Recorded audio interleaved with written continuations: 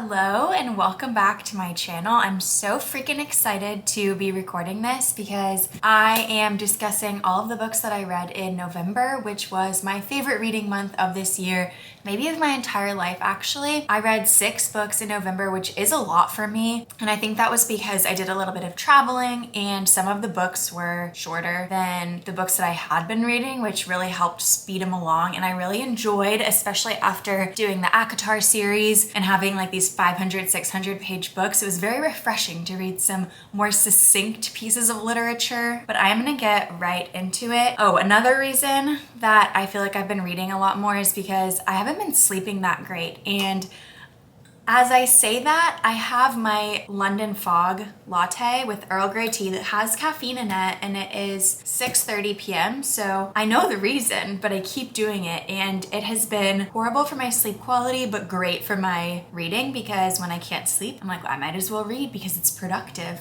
you know? This month, I rated 3 of the 6 books that I read 5 stars, and I'm just so excited to talk a little bit more about them. It was quite a variety of books, and I think that some things that helped me keep track of what I was reading and remember a little bit better was starting a reading journal. I got this at Target, and I've just been kind of touching base with myself in it, and just like a few sentences on my thoughts on the book that I've been reading has been really great to like jog my memory going back and collecting notes for this video, because literally like 2 days after I read one of these books, I was like, I can't think of the main character's name for the life of me. I just couldn't remember it. So I've been experimenting with ways to keep better track of things, and usually it just involves writing more. So like writing more reviews, writing in a Google Doc to prepare for videos like this, and then writing in my journal. So little tangent, but has really helped my memory, especially just being a more visual person. If I don't see the words written down, they're just out of my head. So the more you know about yourself, the more you can make your life easy and kind of foolproof things for yourself, I feel like. But that's not the point of this video. The point of this video is to go over November books. So I just removed the tea bag from my tea. There's just nothing better than a good London Fog at a time that you know that you're not supposed to have caffeine. Yeah, I'm gonna go in the order that I've read these books, and the first one that I'm gonna talk about is The Ballad of Songbirds and Snakes, but I'm not gonna stay on that for too long because I have a whole different video just chatting about the things that I really liked about it and the themes in that book. But I did want to update that I have now seen the movie, and I have thoughts on the movie, especially as compared to the book. And I thought that they did a really great job of staying true to the plot in the way that all the events happened in the same order or very similar order, and they happened like as I feel like they happened in the book. The only things that were really off were obviously Snow's internal monologue, which I felt like was the biggest part of the book for me. So not getting that in the movie, I just know that it probably didn't have the same impact as the book if you only watched the movie. But I do think that when people do a movie really well, it does come across, because another example that I love of the internal monologue book to a good screen adaptation is American Psycho, and I feel like that movie really captured the essence of his internal monologue. Obviously, not quite the extent of it, but I feel like there were a few things in The Ballad of Songbirds and Snakes that I was watching and I was like, without the context of the book, you kind of take something a little bit different away. Kind of made it seem like Snow became bad in the movie versus in the book. When you're reading it, his internal monologue is pretty bad from the beginning, and the way that he thinks about people, I feel like it just came across better in the book, but you can't fault the movie for that. And then another thing is that since the book was 3 parts and so much happened in each part, the movie felt really overpaced to me. It felt really fast, and I know that that lends itself well to a movie, and it had people on the edge of their seats the entire time, which is a good thing, you could argue, but I felt like in the book it kind of felt more methodical, whereas in the movie I was like, okay, that just happened, that just happened, that just happened, that just happened. You're kind of like, you don't have a second to breathe. So I didn't love that. The book kind of made it obvious to me that, well, the book made me take away that corrupt people seek out power and that power doesn't necessarily corrupt people. But I feel like the movie made it a little bit more ambiguous, but that was just my takeaway. I still thought it was really, really, really well done. Definitely worth a read. was a 5-star book for me. I talk more about it in my last video, but I would definitely recommend reading it. I would actually recommend watching the movie first and then reading the book, because I think that I would have enjoyed the movie more had I not read the book first, and then I still would have really enjoyed the book after seeing the movie. So if you want a really good movie experience, that is what I would recommend. But let me know if you've read or seen it, what your thoughts were. The next book that I read was part of my goal to read some of the books that have been sitting on my shelf. I read 2 that have been on that bookshelf for quite a while, so I'm very happy. This book, The Bell Jar, I am so freaking happy that I picked it up.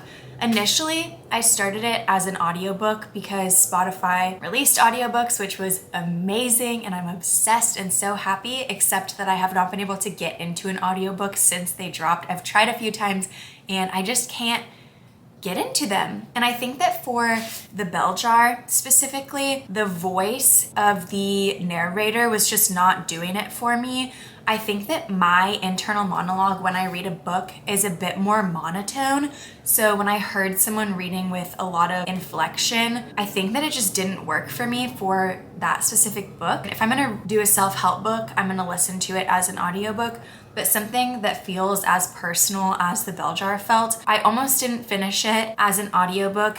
And then I stopped listening to the audiobook and thought, let me just pick this up off my shelf and see. And as soon as I started reading it, I was like, oh, okay. And I went back and skimmed all that I had listened to, which wasn't a lot, and then continued reading it and thoroughly enjoyed my experience so much more, being able to hear it in my own internal voice. Especially just, I feel like the monotone fit well with The Bell Jar for Esther. And basically, The Bell Jar is this story of a girl who's, oh my gosh.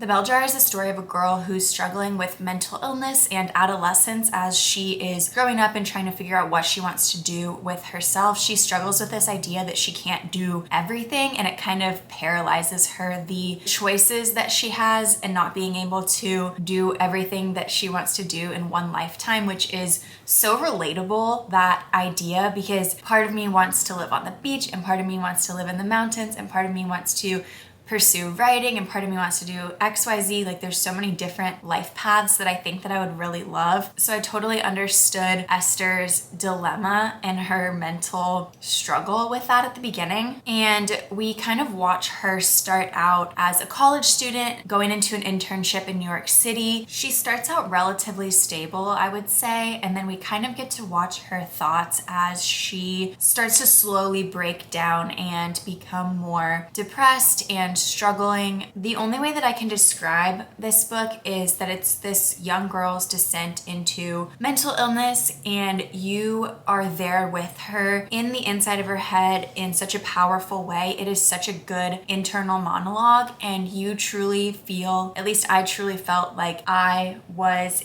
in it with her from beginning to end.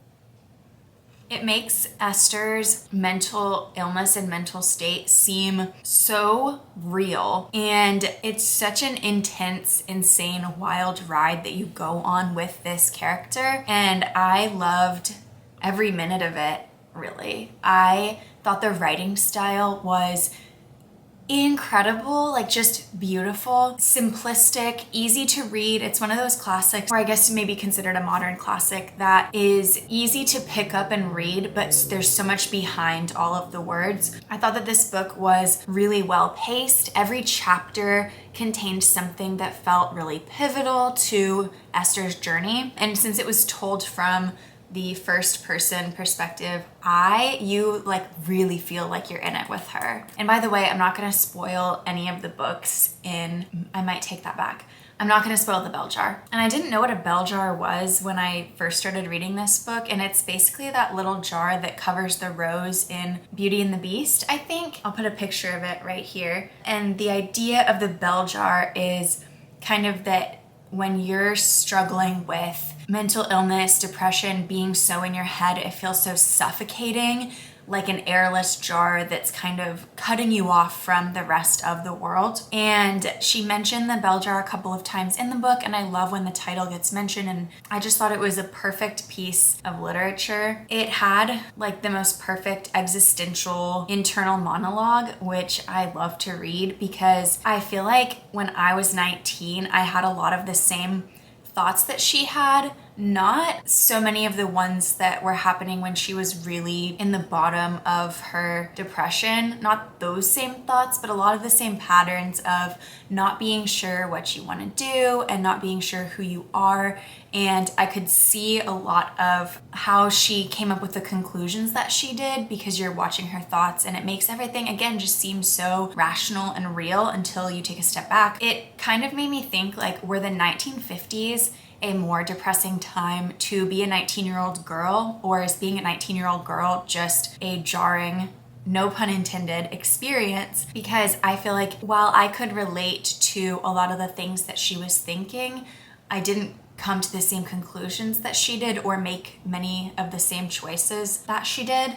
So it kind of made me think about how we perceive mental illness now and how we handle it, and how things have definitely gotten better from when they were, but that we still have a lot of room to grow with the way that we treat people and the way that we view depression and mental illness. And I did take a lot of hot baths. This is a great book to read in the bath, I think, because she talks about it too, just like rotting in the bathtub. Very time consuming because I feel like you have to shower if you take a bath. It's kind of gross if you just take a bath, but I digress. I think this is just like a great winter book, but I would be really careful and read trigger warnings because, again, it is such a personal story and an intimate picture of mental illness and depression, and I think that that can be really hard for some people to read about from that perspective. So definitely tread with caution and maybe read this when you're feeling extremely stable, because I know that reading this book and getting wrapped up in it, there were moments where I was like, oh my gosh, okay, I have to remind myself that I am not this person. So it was very real and very intense. And I think Sylvia Plath was pulling a lot of inspiration from her own experiences, and that might have contributed to why it felt so personal. I'm not 100% sure. I unfortunately did not research that. I thought about it and I didn't look it up before the video, so I'm coming unprepared, but I'm also coming to tell you that if you feel up to it, this is definitely a great classic to read because it is very profound, but also simplistic. And so if you're someone like me that gets nervous about picking up a classic because you think it's gonna be hard to read, this is a really good one. And it's just very raw, real, honest, relatable picture of being a depressed adolescent in the 50s. A 5-star book for me, if you couldn't tell. After I read The Bell Jar, I really needed something light, cozy, warm to get me back to a happy, mentally stable place. So none of the books on my shelf would do, and I went to Book People, a bookstore in Austin. It's one of my favorite places in this city, and I was browsing and trying to let the bookstore tell me what I wanted to read, and I found Emily Wilde's Encyclopedia of Faeries by Heather Fawcett, which was just the coziest, most lovely fantasy book. I thought that this book was incredible, and I had never heard of it before I went to Book People that day. I just found it and picked it up, and I liked that her name was Emily, of course. I read this book kind of throughout traveling and going to Thanksgiving, and it was great. I've written out some pros and cons for the book, but this is basically about a professor who's studying fairies, and she's not the most people person of people. She's kind of introverted, and this is basically her little journal with some footnotes. So she talks about the research that she's doing on these fairies, and she's visiting a place where no one's done research on the fairies, so she's finding out all these things, and it's kind of this academically toned, cozy fantasy book. Great fall read. Some of the pros were the setting. It's set in a cold town in Norway, and the author Heather Fawcett did an incredible job building this world that made you feel like you were immersed in it, and I really liked the way that she did that. It was well written. It was easy to imagine this place that you're visiting, and it was very cozy, a little cabin that she's staying in, cold, and then it kind of got cozier as the book went on, I would say. Something that Emily Wilde's Encyclopedia of Faeries did really well was give nods to the entire genre of fantasy when she talked about stories being the most important part of fairy lore. It kind of built out my understanding of the high fantasy genre, especially because she talks about just, oh, there's always a doorway, there's always something else. It's the way that the stories work. And it kind of played into my understanding of the fantasy genre when you always get to a point where you're like, how was that a loophole? Like, that would never happen. And this book kind of, I don't know how to quite explain it the way that I want to, but it made me understand the like archetype, I guess, of like how the building blocks of a fantasy book and why they work the way that they do. It taught me about fantasy books as a whole, if that makes sense.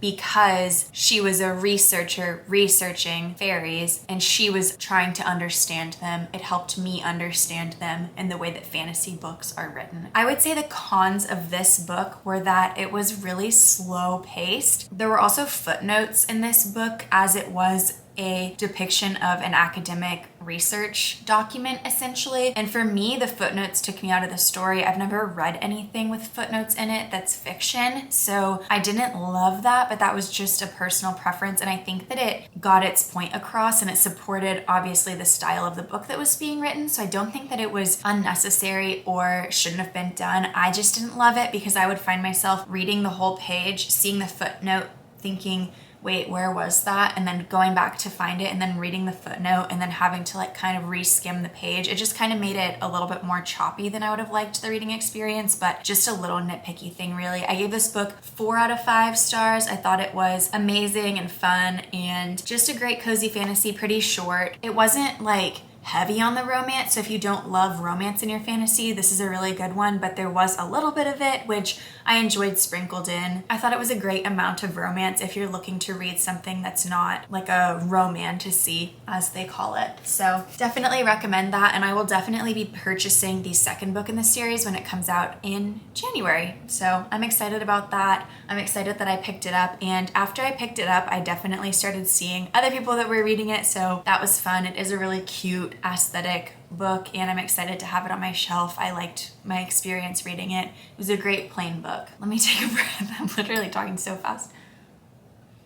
After Emily Wilde's Encyclopedia of Faeries, I was hooked on fantasy and I didn't want to stop reading fantasy. So I don't remember where I saw this book recommended. I have seen it recommended across multiple booktube, bookstagrams, but this was Caraval by Stephanie Garber. Oh, I remember. Okay, so I was in St. Louis for Thanksgiving visiting family and we went to a bookstore in St. Charles and I was looking for Once Upon a Broken Heart because I had seen it and thought it was such a cute cover and really wanted to read a YA fantasy, and they had Once Upon a Broken Heart, but they didn't have the cover that I wanted. So I started looking for another book and I was gonna read Shady Hollow and I still want to read that, and then I came across this and then I realized that this comes before Once Upon a Broken Heart, so thank goodness I didn't like that cover. And then also reading the back of this, it's set in a circus and it reminded me a lot of the book Night Circus, which I have not read, but I have really been wanting to read. So I thought that this would be a fun thing to read before I get into Night Circus. I just really liked the idea of having it set in a carnival. Did I say carnival? Circus. This is set in a carnival, and I don't know how to say it. Caraval. Initial thoughts, I will definitely be reading more YA fantasy books. This was so fun. It was so fast. It was definitely like a 2 or 3 day read. It could have been a 1 day read. The plot was all over the place. When I went to read a recap of the plot to remember like exactly what happened and in what order, I was reading it and I was like, oh my gosh, so much happened. It was crazy. It kind of felt like being in a dream. There was a very vague magic system, which I know bothers some people. I didn't really care. I thought it was fun. It wasn't like the most intense world building, and I'm sure that if I had read this with a more fine-tooth comb, I could have picked apart some plot holes, but I just breezed through it and I loved it so much. So the vibe of it was great. I will definitely be reading Night Circus after this because I saw a lot of discourse on Goodreads about how Night Circus is basically this but better. So I was like, that's perfect because this was a 4-star book for me. And so I just have more great books in my future, and that's such a good feeling. I thought that the main character was kind of annoying, and I really hope that book 2 is from her sister Tella's point of view because she seemed like a more intriguing character to me. I did, however, feel like the book setting and magic and the way that it just overall felt like being in a dream made up for the fact that I didn't really like the main character. I can get a little picky with main characters, so I think that that speaks for the rest of the book that I didn't mind reading it from Scarlett's point of view. I like reading from a strong female lead, and I just didn't feel like she was the strongest. She was fine. Like, I didn't hate her, but I just didn't love her as a main character. But I did really love the vibe and the plot, and it's a whole series. I actually have Legendary, the second book in the series, on my shelf. I haven't started it yet. I kind of wanted a little bit of a break from fantasy, which brought me to the next book that I read, Love and Other Words.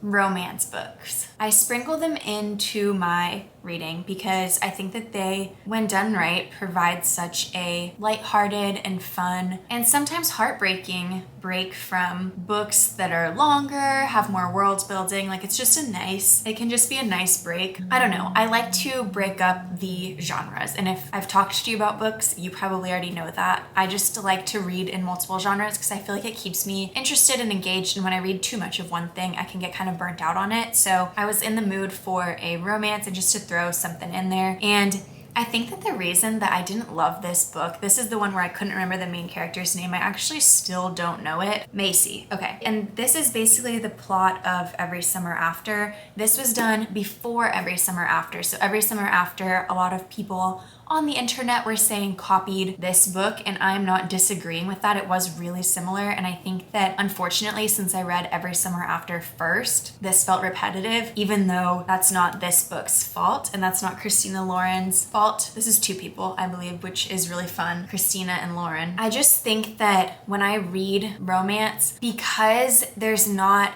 a lot of world building going on, if I don't like the characters, there's not that much else I feel like in the book for me. In Love and Other Words, it was a big thing that Elliot, the male love interest, was very nerdy and really smart, and then Macy was a little bit more ditzy, and I don't like reading about, I don't like being inside the head and experiencing a ditzy girl opposite a really smart man. I would almost prefer it to be the other way around. I don't know why. Anytime I read a romance book and the girl's like a little bit ditzy, it just drives me up a wall. And I felt like Macy was a little bit. Not enough that it made me not finish the book, because there have been books that I did not finish because of that and just not liking the thoughts and being in the head of the main character. So Love and Other Words I thought was good. It was really cozy. It was summery, but also was good to read it in the winter because I feel like there was a bit of both. And I think that the season and when you read things makes a big difference. I've been thinking about that a lot lately, but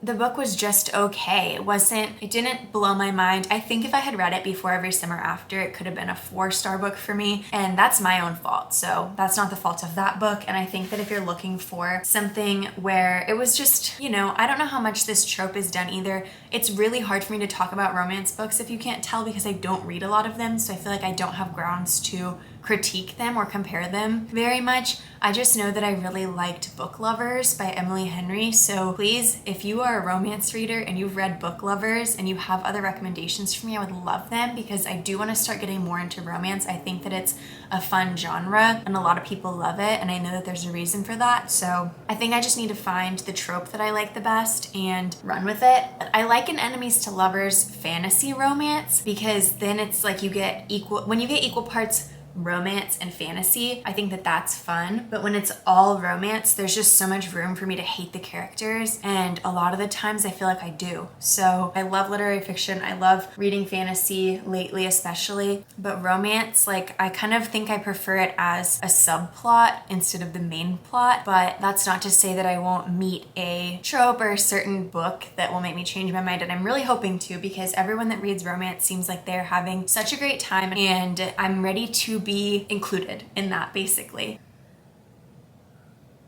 I am now brought to my final book, which was another one that I have had sitting on my shelf for quite some time. I actually got a copy for me and my sister to read, and she read it because she is much better at reading than I am, and I let it sit on my shelf because I'm a bad person. And then when I pulled it off my shelf, I ended up giving it 5 stars because it was incredible. And I know I'm late, but the book is My Sister, the Serial Killer. This was just it was short, it read really fast, like, because not only was it under 250 pages, the words on the page were like pretty small, the margins were big, so the pages kept turning quicker and quicker, and the themes were sisterhood, envy, love, resentment, and it begged a lot of questions for me, especially the way that it ended. And it pulled some of my favorite things from multiple genres into this one book, which is impressive to me in such a short book, for it to play with so many different genres and do them all so well. Some of the genres that I feel like it was part of or gave a nod to were literary fiction, because it examined dynamics of family and relationships, and I really, really love that, as opposed to just a romance between a man and a woman, looking at relationships between mother and daughter and sisters and brothers. I think that's why I loved Hello Beautiful, because it examined so many different relationships. So I really liked that My Sister, the Serial Killer did that. It also felt like a bit of a thriller, because obviously the title, My Sister, the Serial Killer, her sister's killing people. So it has a lot of thriller horror elements, but in more of a satirical way almost than a serious thriller. Like, I wasn't reading this feeling a ton of suspense. It was more giving a nod to the suspense of a thriller, if that makes sense. Maybe because it was a little bit shorter, so it went really quick, but it just didn't build suspense like something like a Gone Girl did. But it still did have elements of that genre, and I thought that it did a really good job with them. There was a lot of really dark humor, especially like the ending sentence of a chapter would be something that would just kind of make you giggle a little bit, like, okay, that was good. More of an ironic, dark, witty sense of humor than like a haha sense of humor. When I took a step back and was talking to my sister about this, we were talking about how it was kind of a commentary on the patriarchy and the halo effect. For a book to do all of those things and be so short, again, like, was so impressive. I feel like when I finished it, I was like, wow, that was so cool. That author did such a good, like, it was just so smart and so well done. Because it was so short, I feel like a lot of people didn't feel that connected to the characters, which was okay with me. I thought that the characters were well developed and you could easily see what their wants were. They just weren't since we didn't have as long with them, it's harder to get connected to them, but I did not mind that at all. And then some more interesting questions that it posed but didn't answer was, how guilty is someone when they are enabling or complicit in someone else's actions? How far would you go for your family? And does everyone deserve a happy ending? And I really like when books do this well and pose questions like this without giving an answer, because it just invokes a lot of good thought. It's, good to talk to people about and get different people's takes on. So